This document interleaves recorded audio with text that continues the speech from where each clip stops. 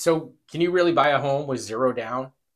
I'm asked that question all the time. This is Chad Rankin, Rankin Mortgage Team with Guild Mortgage and findmywayhome.com, of course. And I have specialized in state housing for many, many years. But what I wanted to tell you about is another program which is national. Now, I'm licensed in over 30 states. You know, in the state housing programs, many times are just phenomenal, like they are in Massachusetts, for example. But this program, it's great. I mean, well, there's actually a couple programs here. And there's a couple differences which I'm going to go over, but they're FHA programs, and they will allow for up to either 3.5% or 5% in down payment assistance. The one with 5%, there's that 1.5% that can go towards closing costs. So can you get into this with close to nothing out of pocket? The state housing programs, yes.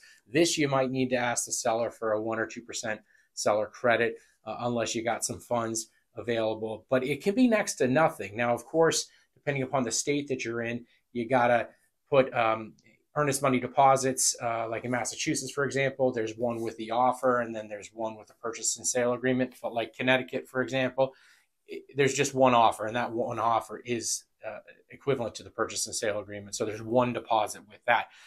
I think you're going to need some money to put down deposit funds. But some of these programs, and if you do have the seller credit, you can actually get that money back at closing. Pretty wild. And that's the same with a lot of the state housing agency programs as well.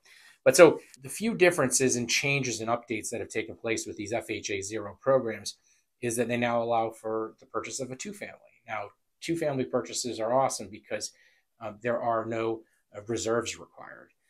So that's a big deal. They also, and this is a big deal too, you do not need to be a first-time home buyer. Most states, you have to be a first-time home buyer in order to utilize the state housing agency's down payment assistance. Not the case here. In fact, you can actually own additional properties. It's got to be something that makes sense, and it can't be another FHA property unless it's over 100 miles away and you had been relocated for work. A lot of little technical things that, you know, I can always answer those questions. If you have any, feel free to reach out. There's another update where one of the down payment assistance, if you don't refinance, if rates don't drop, you know, enough in 2024, 2025, and you actually take the second mortgage down payment assistance to 36 months of payments, it's actually forgivable.